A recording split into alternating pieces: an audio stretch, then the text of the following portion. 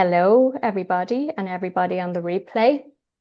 I'm Catherine, and I'm based in Ireland. And I've been working with ladies in fertility and pregnancy for the last 10 years. And I'm very big into the womb consciousness, which is how I met the amazing Daniela Rosa. And Daniela was my womb guide initially when I started on the womb journey, the shamanic womb healing. And um, the womb is just so amazing. And it's something that we don't pay much attention to. And I have noticed a lot working with ladies that there is a huge disconnection from the womb space.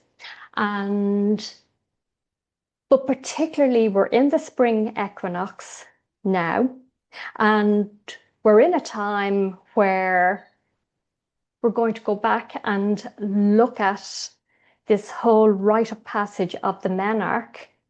And we're going to use the spring equinox to let go whatever feelings or emotions we had during the time of our first bleed. And of course, there may be no feelings or emotions because it may have been something that was hidden and invisible and we don't even remember it anymore. But I'm going to hand you over to Daniela because Daniela, this is her forte. Besides being a herbalist and everything else, Daniela works with young maidens between 8 and 14 who are coming up to this important rite of passage.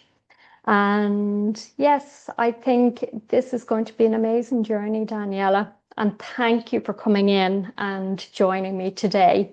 I'm so grateful. Thanks for the invitation. It's really an honor to come here, and thanks for being here, and thanks for everyone who listens. And yeah, it's been really I really enjoyed actually having the opportunity to kind of like reflect on my own story and kind of weave back into how it's created, the woman that I am now and how it formed the woman that I am now and the work that I do. Because when I sort of think back to my sort of 20s, and I was, you know, pretty wild and pretty feral, to be honest. And I journeyed to Africa, and that was when I first discovered herbal medicine, and I was really into garlic, and that was like my first introduction to plant medicine was like garlic. So it's like pretty stinky and you know yeah, but I think even then I knew that there was something, deep in me. There was a deep knowing that I wanted to bring something to the world and share my story, because it was quite, I came from quite a challenging upbringing. So yeah, it's a bit of a homecoming now to just have the opportunity to kind of share a little bit of my story and my wisdom. So yeah. Yeah, it just goes to show though as well, because like my story has formed what I do today as well, like being on a 7 year fertility journey before we adopted our first son and immediately, absolutely immediately got pregnant and had our second son. And that's how I really started off in this whole area of fertility, pregnancy, womb. So yes, it just shows we're formed by our experiences. And it's the cycles that we travel through, isn't it? It's like our bodies hold the memories of all of that, and in our DNA and in our bones and in our blood and in our energetic field. And that's what's so exciting about this kind of quantum womb space, is that we have the opportunity to rewrite those stories and rewrite our beliefs and reprogram. So when we work on our own womb, we're working on that collective womb, as you kind of mentioned. And yeah, so it's really powerful work at any stage to kind of revisit these thresholds, whether or not you've moved through the thresholds consciously or unconsciously, you know, we have this opportunity to kind of rewrite that now. So yeah, it's a really beautiful, beautiful work, and um, yeah, why it matters so deeply to me, and yeah, I'd love to share a bit of kind of my journey into it. Um, yeah, so I mentioned I was traveling in Africa, and I was traveling with a couple at the time, and they really opened my mind to kind of off-grid living and sort of plant medicines, and that kind of really set me in a different trajectory to what I'd been offered up until that point, which was quite a mainstream sort of approach. So when I came back from Africa, I enrolled into the herbal medicine degree, and then I kind of went into massage, and I qualified, and I worked for several years in Bristol as a therapist at Nails Yard Remedies in Bristol and Bath. And but really, that my life was also still kind of starting to implode at that point, because I was kind of still in these avoidance strategies and mechanisms on a kind of personal level, and still kind of partying a lot, and it was kind of like a double life. And when I entered into the massage, something started to shift, and when if anybody's ever done any body work, when you do a training, you have to have a certain number of massages that you receive.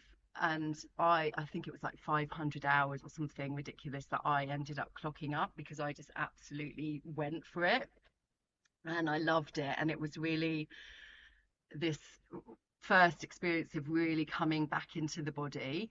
And of course, at that point, something deeper started to surface, which was all of the trauma from my sexual abuse. And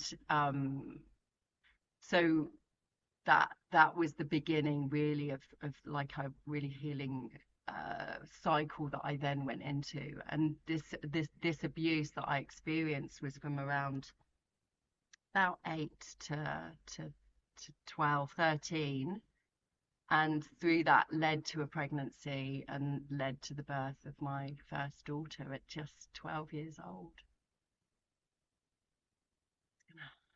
That land.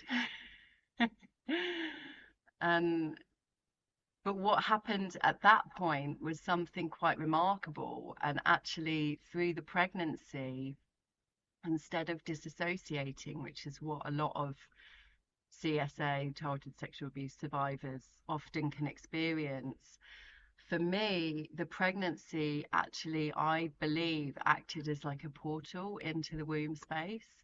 And so I became very internalized, and it became like the sanctuary for me. And I think because as children you're much more open and receptive, and certainly at that age, and there's different theories, I know in Chinese medicine that at after 12 there's a different shift in your energetics.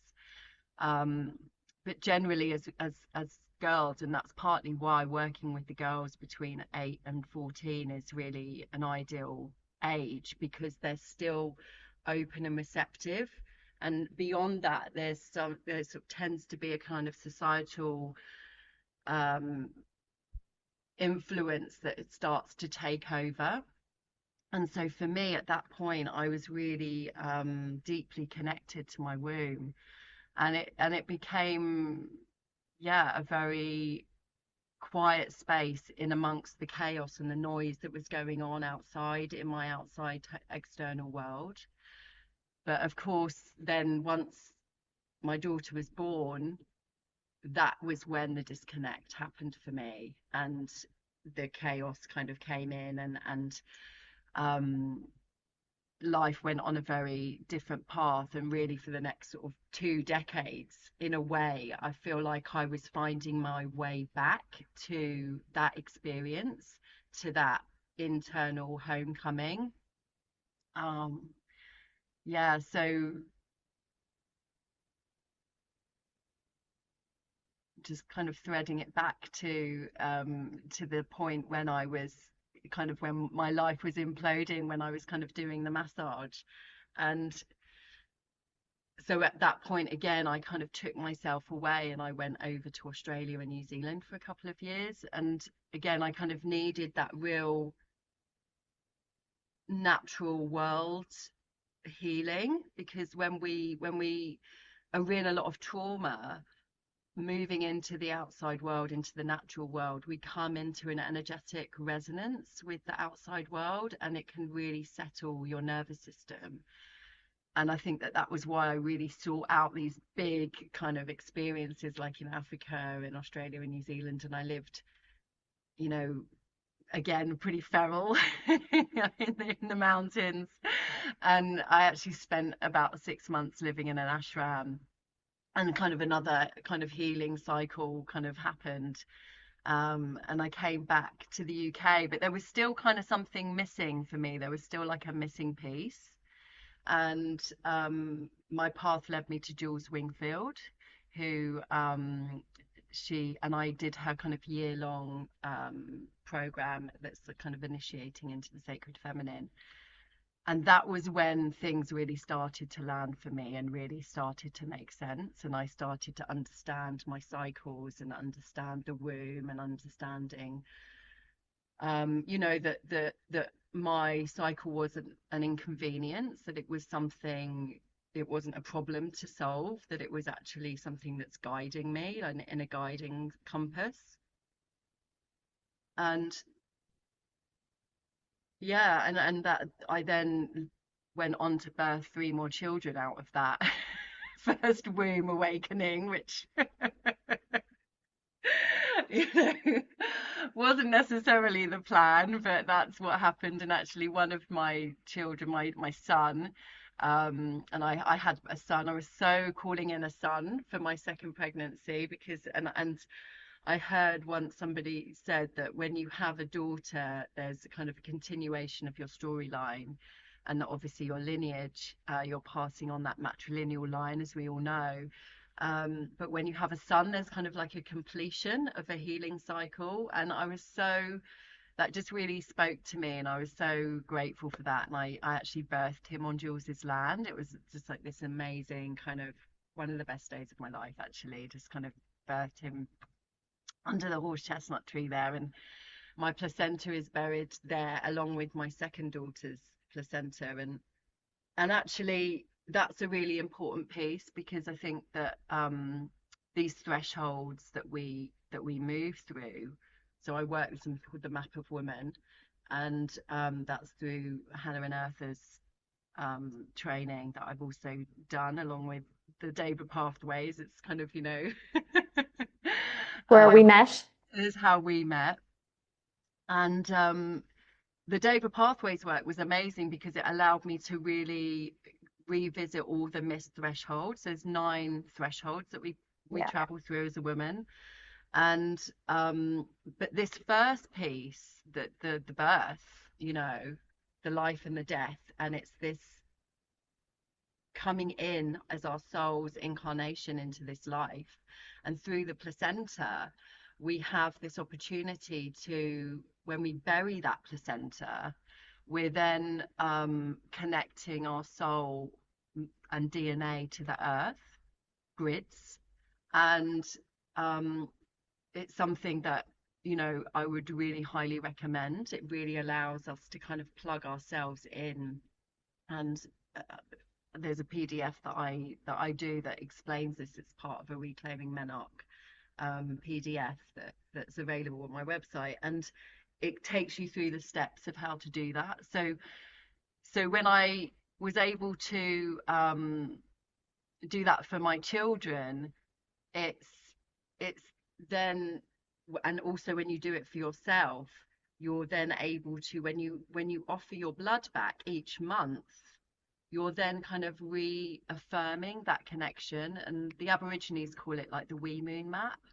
And so you're putting yourself in, and through all of these thresholds, we're essentially plugging ourselves back into the earth grids, to the earth mother, and claiming ourselves as a daughter of the earth. So when we have that opportunity to offer our blood through our cyclical years, it gives us this sense of belonging. and that is belonging to ourselves, belonging to our bodies, belonging to the earth.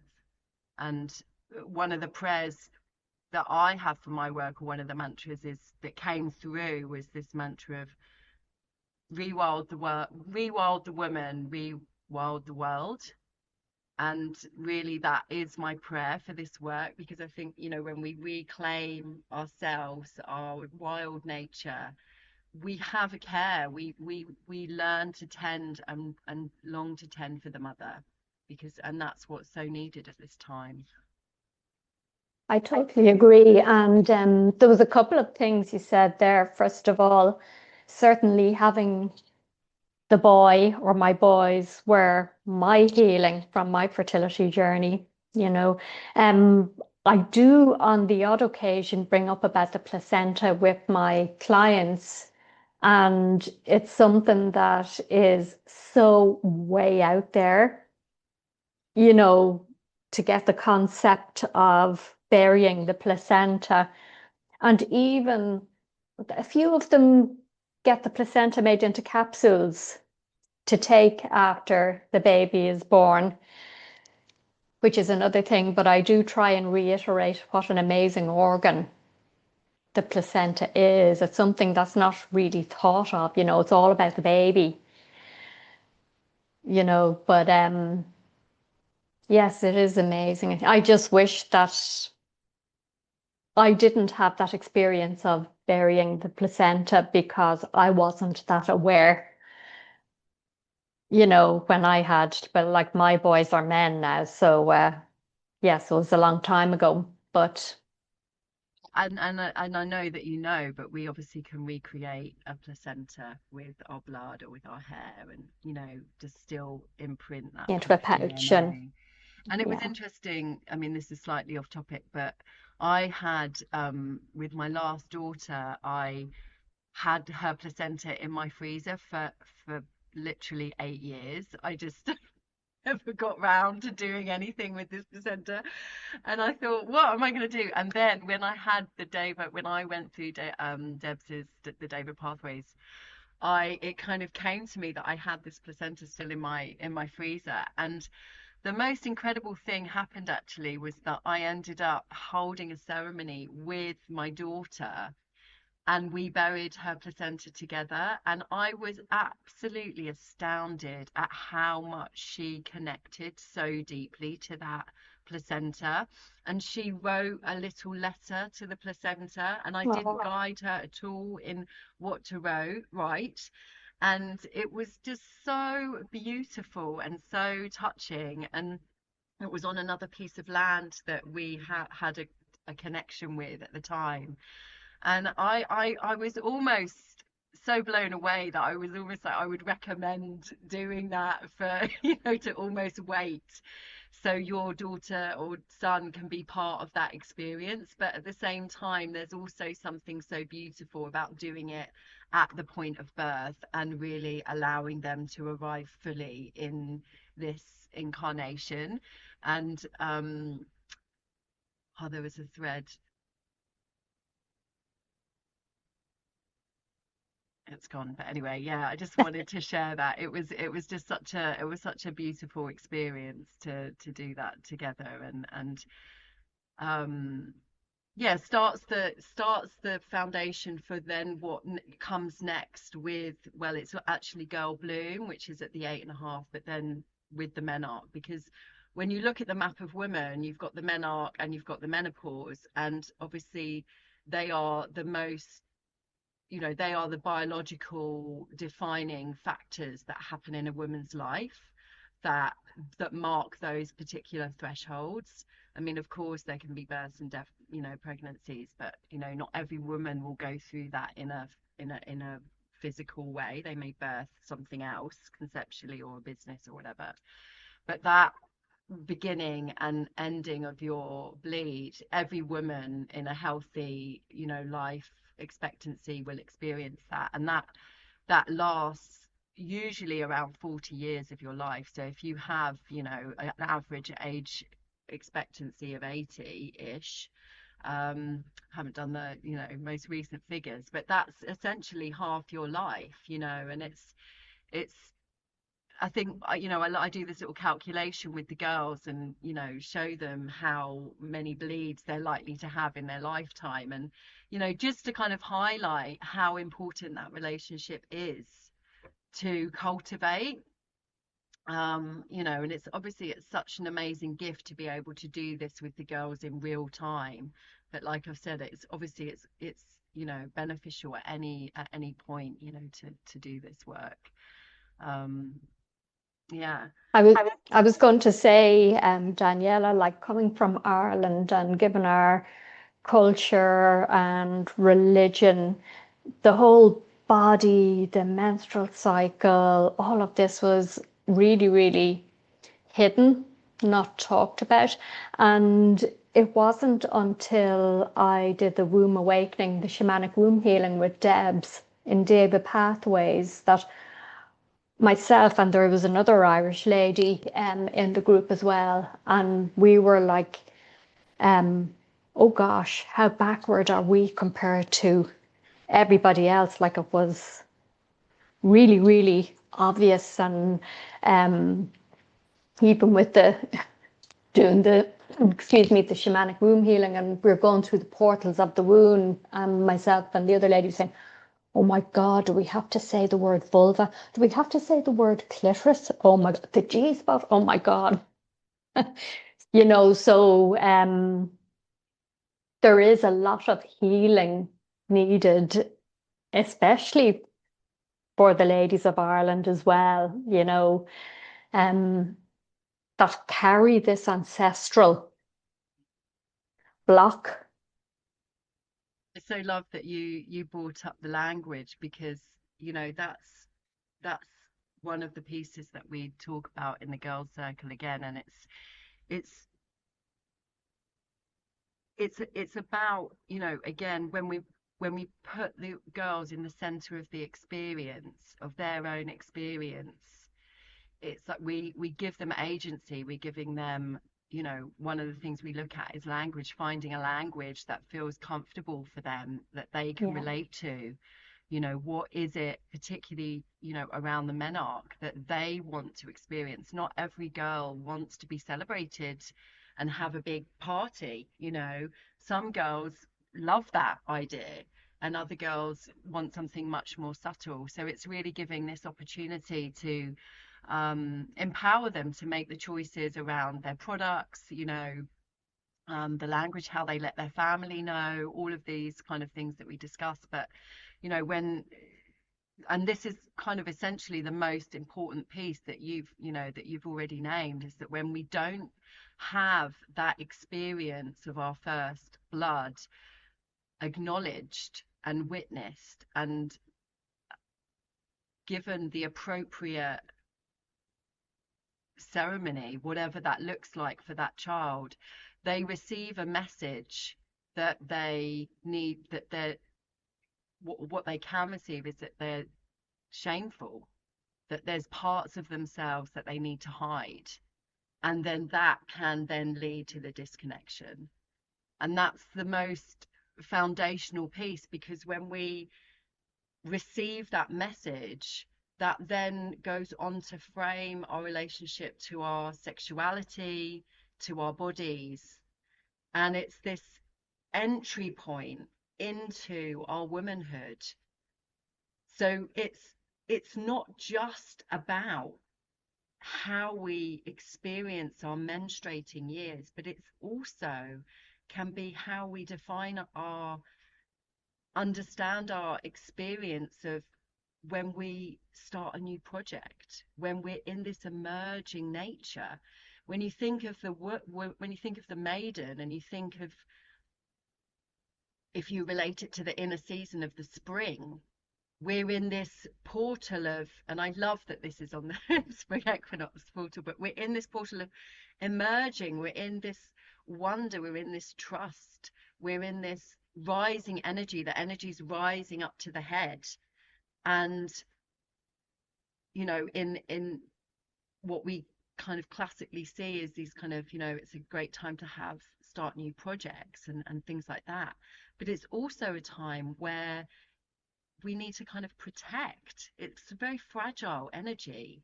And we need to kind of protect that space and hold that space really tenderly, really with kindness and loving kindness. And when we don't receive that as young girls, then we can harden. And sometimes and that might also shut us down in our creativity, in our play. It's, um, so it's, and then how we also then experience our menstrual cycle. So there's always, when you look at the inner seasons, there's always a pinch point for every woman. And, you know, the beauty of cycle mapping is understanding the different seasons. And it's not about having a bar to work towards. It's like, oh, I should be experiencing these things.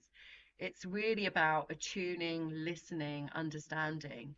But in this maiden, as we're talking about this maiden energy, when we can have this rising energy and all of these ideas, what can happen is we can go into overwhelm and we can go into anxiety. And that may be somebody's experience of that kind of spring energy, you know. So again, when we go back to our experience of a maiden and give it the proper reverence, the grieving, if it's you're doing this post, you know, post menarche, giving it the space that it needs to welcome those parts of yourself back, to welcome those innocence back, to invite that inner child or the actual child, to give her that tending to, then we have more capacity to bring that forward in our lives as women, and when we start a new project. And you know, it's noticing, how do I meet myself when I'm starting a new project, when something new is coming towards me, when I'm in my inner spring. But also for postmenopausal women, this is why what I see in a lot of my circles and the one-to-one work, this postmenopausal woman is interested in this work, especially if they haven't experienced an honoring in the menarche. Because what's happening postmenopausally, if you've actually gone through and you've stopped bleeding, you're in your second spring. As Kate Codrington has written this great book called Second Spring, I hadn't coined that phrase. It's like you are emerging anew. You're in this new phase again. And again, you're questioning, you know, who am I now? Who is this new version of myself? There can be anxiety, there can be the overwhelm. And this is because we're back into this space. So when we have the opportunity again to revisit this threshold in our maiden years, it allows us to step more easily into the next cycle that we're about to step through. Yeah, and you know, they kind of say as well that if you go into menopause without all these blocks being integrated and released, your symptoms going into menopause are a lot worse because you haven't done the work from previous times. I was also going to say, when I was between the ages of 8 and 13, I was in a nun's school. So our education was being shown a video of a baby being born. And it's like, you cannot get pregnant before you get married type of thing. And I've always heard that the sacral chakra is the dump drawer of all our emotions. And so when I was coming into the maiden, I went into it in fear. And I actually realize now that this fear was probably the blocks for the whole 7 years of my fertility journey as to why I wasn't getting pregnant. You know, and this is why Daniela, I asked you to come on and give this talk because I think it's vitally important because it's such a huge, important rite of passage that affects all the other cycles of our life if we don't go back and just address, our emotions and feelings around the menarche.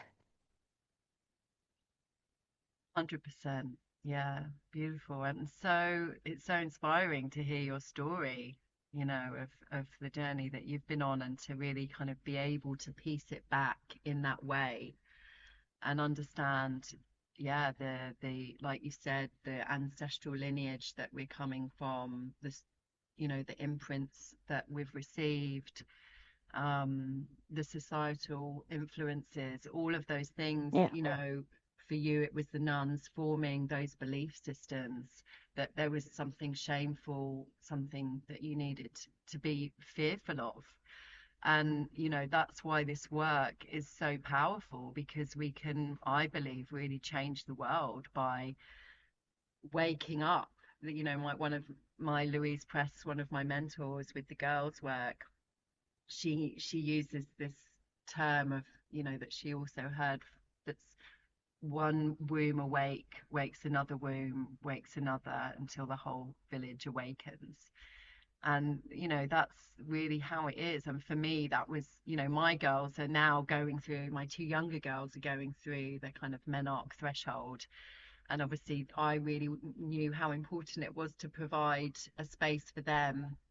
And yeah, why it's so important to work with the girls, because it's incredible how this can change a generation of of women that start to listen.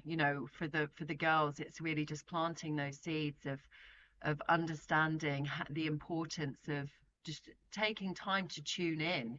Like I said before, it's not about having a bar against which to measure ourselves by in these different seasons, but really understanding that when something feels off, that we pay attention, that we tune in, that we take that moment to slow down. So much of the work with the womb is actually just slowing down, and I know that how hard that is in this life. We're hugely overstimulated.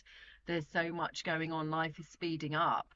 But I think that this is the answer. This is what we are being called to do, particularly as women, is actually to just slow down more and more and tune in and listen and come home to ourselves.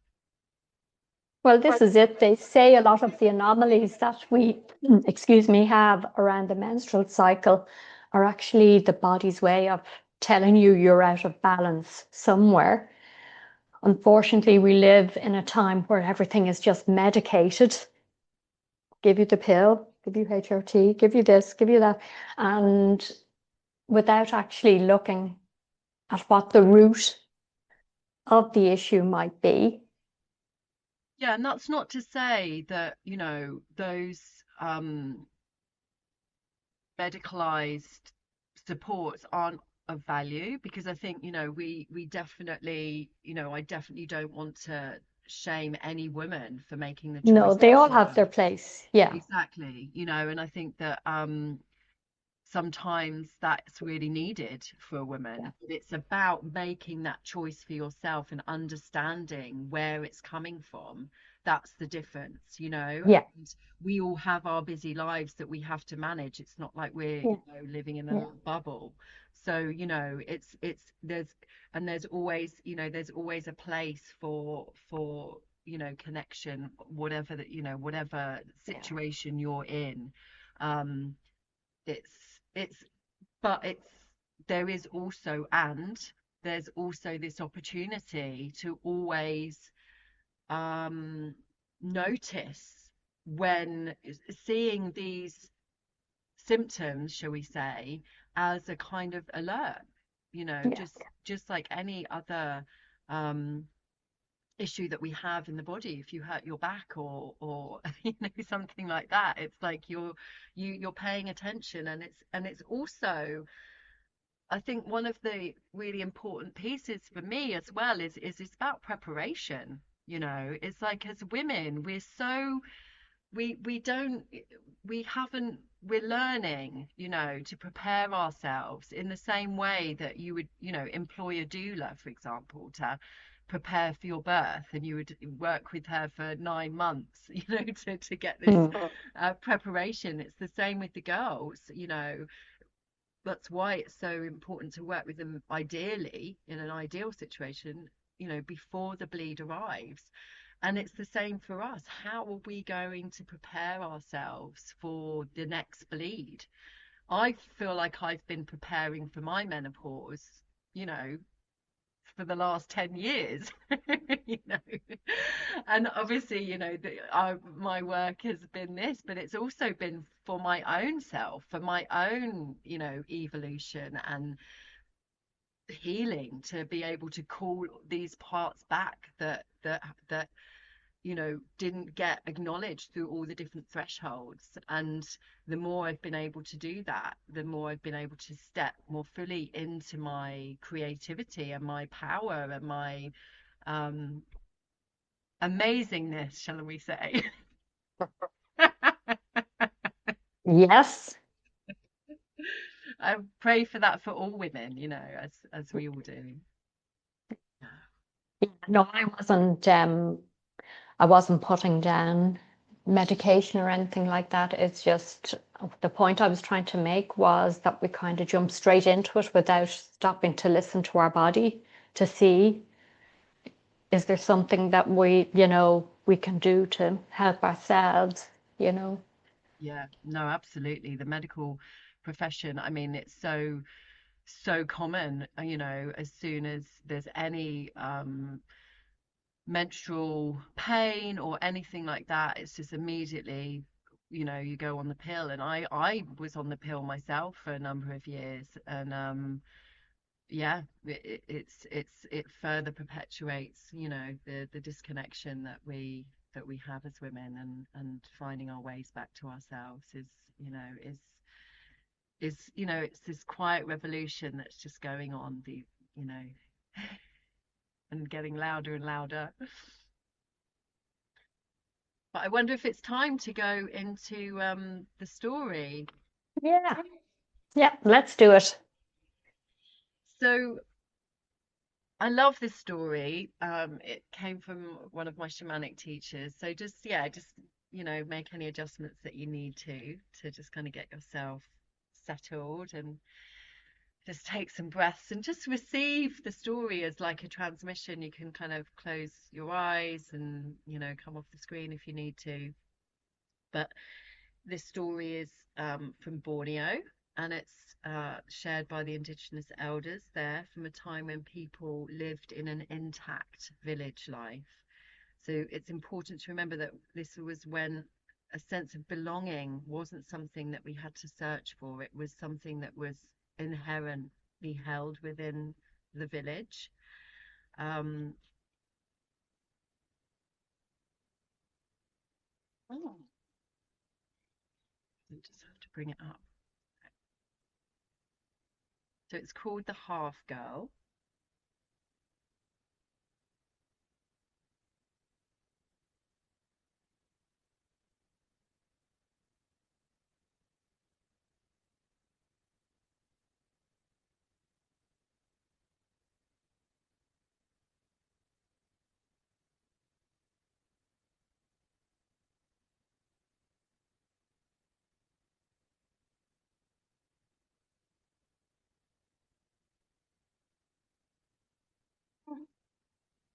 I think I'd have it already here, wouldn't you?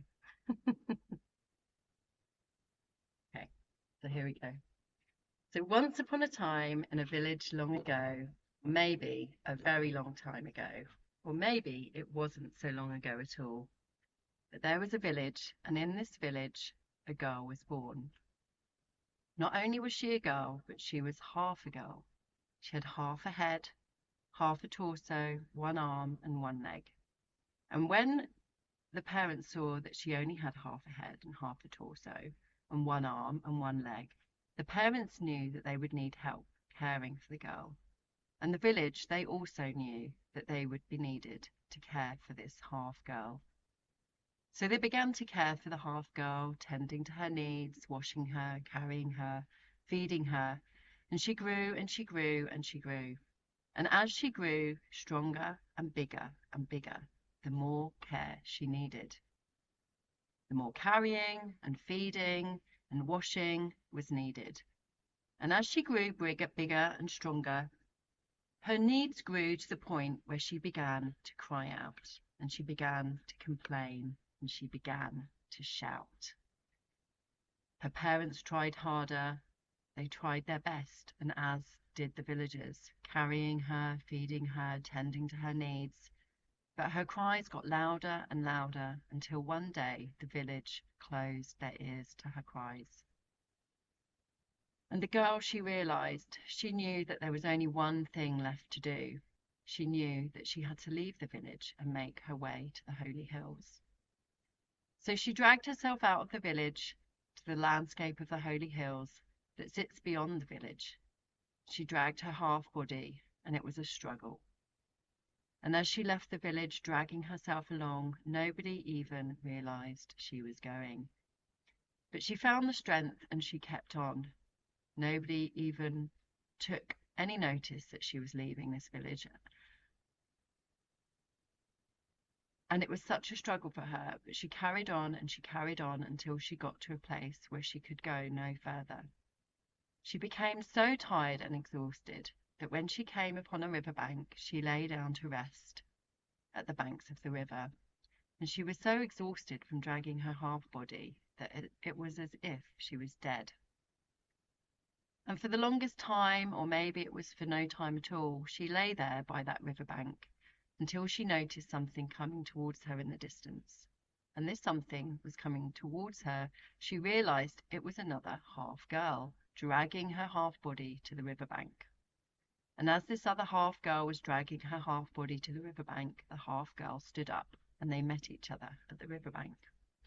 They stared at each other and they looked at each other with astonishment because they realized that they were mirror images of each other, except one was left and had the left leg and the left arm, and the right girl had the right leg and the right arm. And they looked at each other for a while, and then they began to do something extraordinary. They began to fight. Now, this wasn't any little fight, it was a wrestle. And they wrestled so hard and so strongly that they tumbled and twisted until they forgot all about the fact that they was by a river. And they fell into the water. And the water began to bubble and foam and froth. And the two of the half girls sank beneath the surface of the water. And the river swallowed them up. And the river became still. And in no time at all, or maybe it was the longest time, this water started to bubble and froth again, and out of the water, this time spat onto the riverbank, the whole girl. And she looked down at her body and realized that she was two half girls fused together as one whole. And she looked down and she thought to herself, wow, what do I do now? I know, I'll go back to the village. So she tried to stand up and she fell down. And she tried to stand up again and she fell down again until she did eventually manage to stand on her own 2 feet. And she stood up and she began to walk back to the village.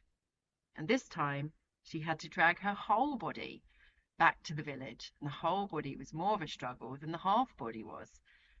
And it was even more exhausting to drag this whole body back.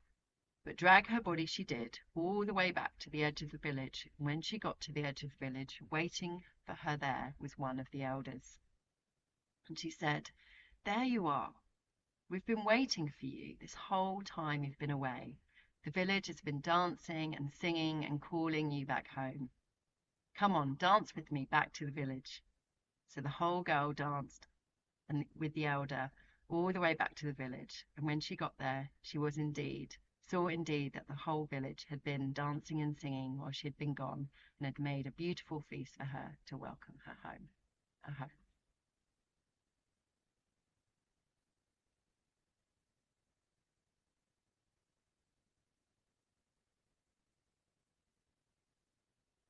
I love this story, and one of the things that I really love about it is something that one of my teachers said was that when the mother sings to the daughter, she has the exact frequency that calls to that daughter's soul. And I just really love that, because as as mothers, we can drum and sing to our girls' soul to call them back. And I do a menarche ceremony celebration, and I encourage the mums to sing as part of that ceremony to welcome them home. We kind of do a version of that going into off to the holy hills.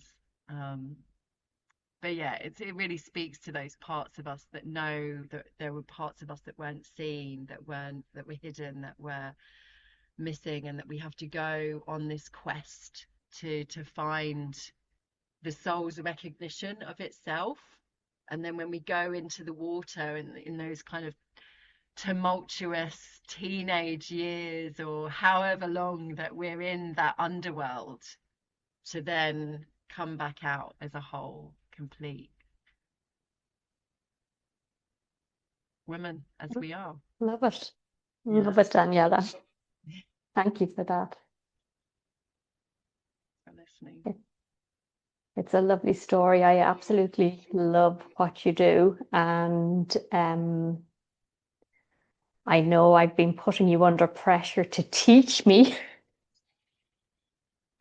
so that I could do this with the young girls coming up into menarche. And yes, that was really beautiful. Thank you so much. And you might just mention about the PDF you have. Yeah, thank you. Yeah, so it's just a little digital download. It's just called Reclaiming Menarche. It's on my website. It's just £5. And it just talks you through the different steps of how to reclaim that story for yourself. And then it completes with the placenta burial again. It's got like a little breakdown of how to do that.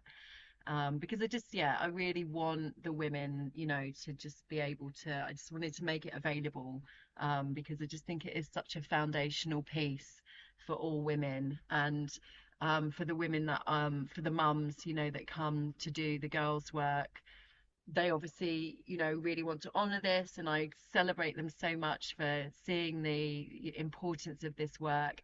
And often it's kind of a learning experience for themselves. So yeah, I've created this just for women too. So please share it, please do it, I and let will. me know how you get on. And um yeah, it's definitely on my radar. I know I do want to try and create an online offering so this work can continue to go out and disseminate. It would be really lovely that I've got a sister in Ireland doing this work with the girls. It's so needed at this time. So thank you so much for inviting me. Thank you so much, Daniela, for coming in today. And I certainly will be putting up the link for your PDF. I think it's really important for every woman. And I hope everybody got the understanding from this class about why the menarche is so important and how it forms your experience of your menstrual cycle all through your life. And yes, and it's really important for reframing, to reframe your experience. And I was reading recently where the brain doesn't know if something happens for real, or if you're using, like, going on a shamanic journey or a visualization and you're processing this information and integrating it, the brain still thinks that this is the way it is. So it's really, really important and important work. Thank you so much. And I hope we cross paths again. There's Sure we other will. stuff I'd love to tap into there, but thank you.